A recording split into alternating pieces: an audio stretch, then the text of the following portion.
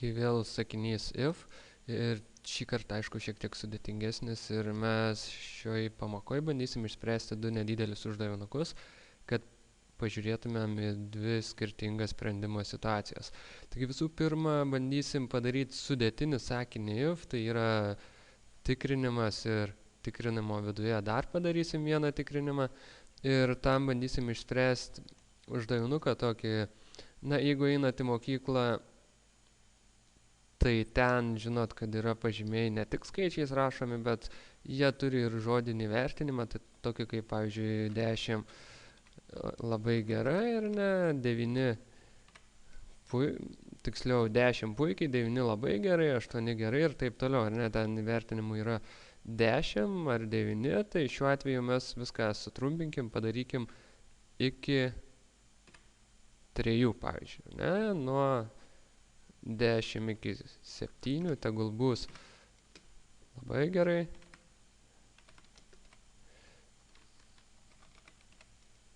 Toliau nuo 6 iki 4, tegul bus gerai ir likusiai pažymiai ne taip gerai. Taigi mūsų užduotis parašyti nedidelę programą, kuri įvedus pažymį skaičių parašytų jo vertinimą žodžių. Ir bandykim tai padaryti.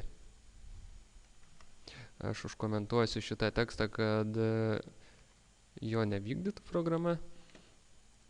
Ir pradėkim rašyti. Tai pagal mūsų uždavinuką aiškiai matom, kad turėsim įvesti kažkokį skaičių, vadinasi, pasirašykim kintamai. Ir tegul bus skaičius, ar pažymys, ar kaip norit, tai pasivadinkit. Atsimenat, kintamųjų pavadinimai jūsų reikalas, tai kad gerai būtų, jog jie būtų kažkiek logiški. Ir vėl paprašykim nurodyti tekstą, kuris lieptų mum įvesti skaičių, pažymį tiksliau.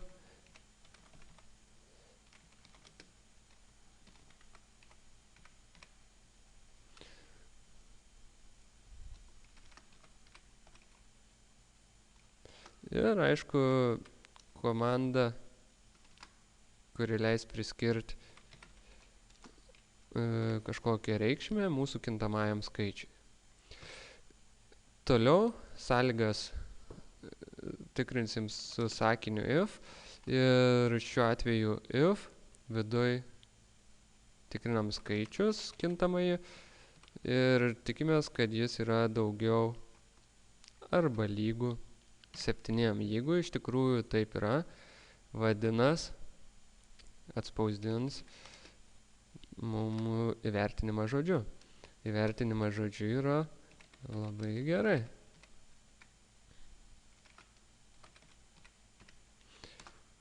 Toliau, jeigu tai neteisybė, jeigu skaičius pažymys bus kokie 6 ar 5, turim numatyti ir kitas galimybės. Dabar situacija yra tokia, kad mes toliau turim tikrinti skaičius nuo 6 iki 4 ir dar palikti galimybę tai, kad gali būti neigiamas pažymys, ar ne. Tai vadinasi, tikrinime dėsim dar vieną tikrinimą ir praeitoj pamokoje nesakiau, kad if sakinys gali įvykdyti tik vieną po jo sekantį sakinį. Tiek pat po if, tiek pat po else po vieną. Jeigu norim atlikti daugiau kaip vieną sakinį, mes privalom naudoti figūrinius skliaustus. Taigi, šiuo atveju, jeigu yra figūriniai skliaustai, vykdys visus sakinius, kiek parašysim tarp šitų skliaustų. Ir mes čia norėtumėm padaryti tokį dalyką. Patikrinti dar kartelį tą skaičių. Tai yra if ir tikrinimas yra praktiškai toks pat kaip čia, tiek, kad naudosim, kaip jau sakiau, kitus skaičius. Tai bus ne 7. Vėl turėkit omeny, kad mes jau šituo tikrinimu patikrinom visus skaičius nuo 10 iki 7 ir jeigu jis ten buvo, parašėm šitą atsakymą. Vadinas, įvykdžius šitą sakinį, mūsų programa automatiškai peršoks į tą vietą, tai yra už else skliaustelių ir programa bus baigta.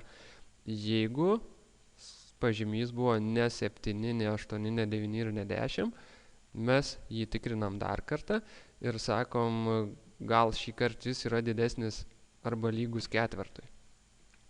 Jeigu taip, tada spausdinsim kitą atsakymą ir tas atsakymas yra gerai.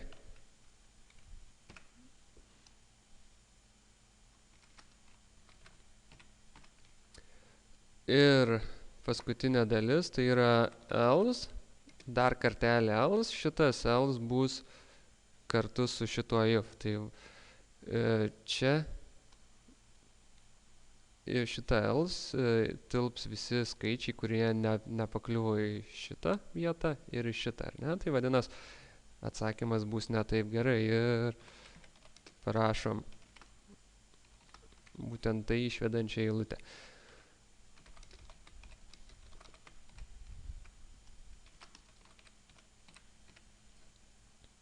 Taigi visa programa ir skirtumas nuo praėjusios pamokos yra tas, kad mes naudojom jau sudėtinį sakinį if, tai yra tikrinam vieną kartą, jeigu reikia tikrinam antrą kartą, jeigu reiktų vėl rašytumėm, tarkim, skliaustelius ar ne, šičia, ir tikrintumėm trečią, ketvirtą ir taip toliau. Tai kiek reiks kartų, tiek patikrinsim ir tiek bus sakinių if.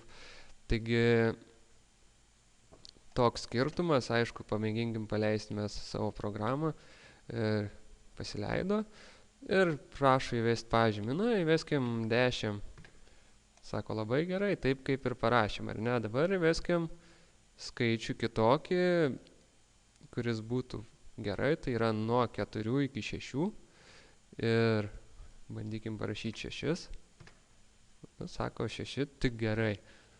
Ir paskutinį kartą patikrinkim, ar iš tikrųjų suveiks su neigiamu pažymiu, tai yra su 3. Ne taip gerai, viskas tvarko, ar ne? Taigi, sekanti pamoka bus jungtukai, tai yra sakinio viduje mes galim parašyti kelias sąlygas.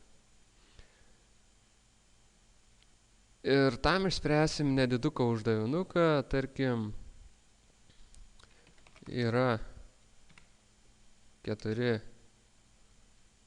na, kas čia gali būti, tarkim, 4 tiesės, ar ne, ir reiks patikrinti, ar iš jų galima sudaryti kvadratą. Na, žinom, kad kvadratas yra iš 4 vienodų ilgių atkarpų, ar tiesių, kaip ten pavadinsim. Tai vadinas, turim patikrinti visas 4 ir jeigu visos yra lygios, mums išeis kvadratas. Jeigu bent viena skirsis, mums nebeišeis kvadratas, ar ne? Ir šiuo atveju vėl viską darysim su sąlygos sakiniu if, aišku, šiek tiek kitaip. Taigi, jeigu yra 4 tiesės, mes jas visas turim žinoti ir tai tegul bus tiesė 1, ar ne?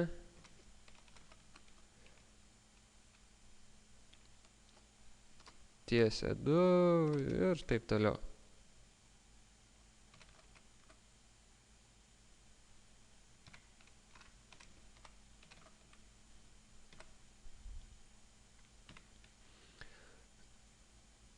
Taigi žinosim visas reikšmes, ar ne, ir mes bandykim pabaigti programą. Taigi šiuo atveju reiks įvesti vieną ilgį.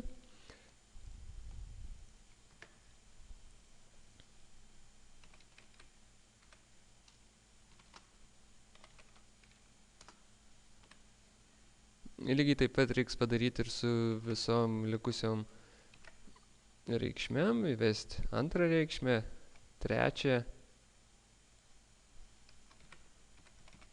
ir ketvirtą.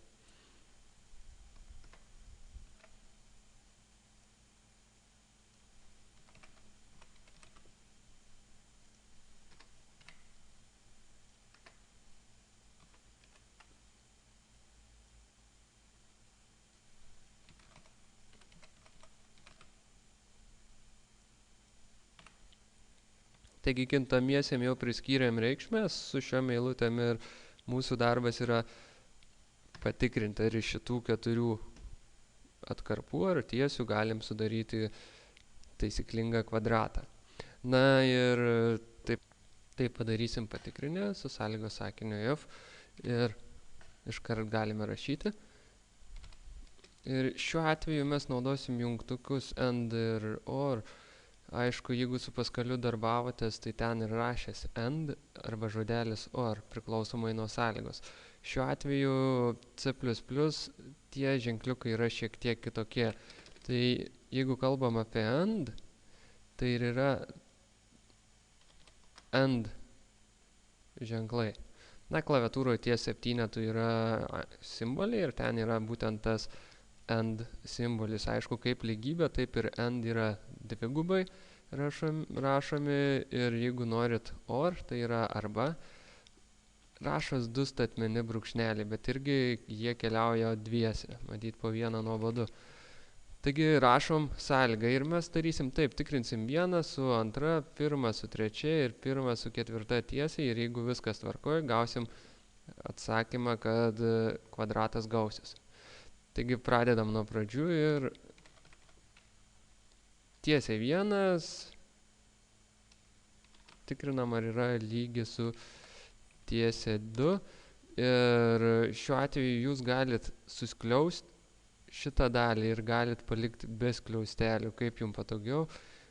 Aš paliksiu gal be skliaustelių, iškart rašysiu jungtuką and ir tikrinsiu sekančią dalį tiesiai 1 su tiesiai 3. Lygiai tas pats jungtukas.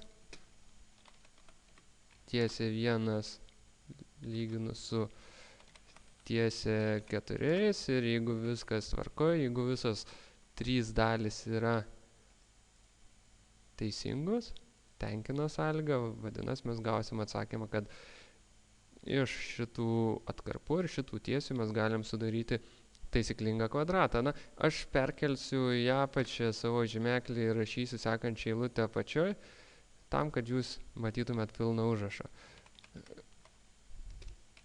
Ir jeigu sąlyga tenkinama, mums turėtų išvesti atsakymą.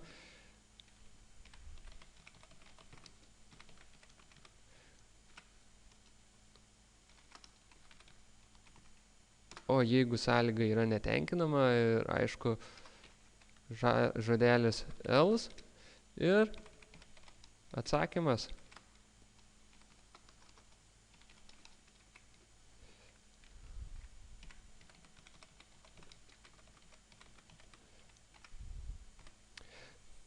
Taigi tokia ta programa, vėl kaip sakiau, jungtukai gali būti ne tik and, bet ir or, tai yra tie 2 statmeni brūkšneliai ir tuo atveju sąlyga būtų teisinga, jei bent vienas iš visų 3 teiginių yra teisingas.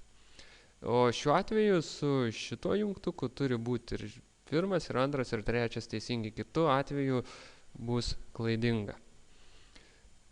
Taigi bandom paleisti programą, žiūrėsim, kas čia vyksta ir sakys įvesti 1 ilgį, tarkim 4, 2 ilgį, 4, 3 ilgį. Tegul bus tie patys 4 ir 4. Ir sako, kvadratas gausis. Na ir pamėginkim patestuoti programą su skirtingais skaičiais. Tai 5, 5, 5 ir pavyzdžiui 6. Šiuo atveju kvadratas nesigaus. Taigi bent vienas skirtingas skaičius, atsakymas automatiškai neteisingas. Taigi šitie jungtukai iš tikrųjų dažnai palengvina gyvenimą. Vietoj 3 sąlygos sakinių if mes parašėm vieną šiek tiek ilgesnį. Aišku, galima daryti ir taip, patikrinti su vienu ifu vieną sąlygą. Tada vietoj šito atsakymo rašom sekantį ifą, kuris tikrintų šitą dalį. Dar vėliau rašom sekantį ifą, kuris tikrintų šitą dalį ir tik tada išvestumėm atsakymą teigiamą. Jeigu ne, išves atsakymą neigiamą. Taigi su ifu ko gero tiek. Ši pamoka ir taip jau labai ilga, tai ko gero kitą pamoką jau pradėsim nagrinėti kartojimo sakinius, ciklus ir ko gero pradinis bus ciklas for. Taigi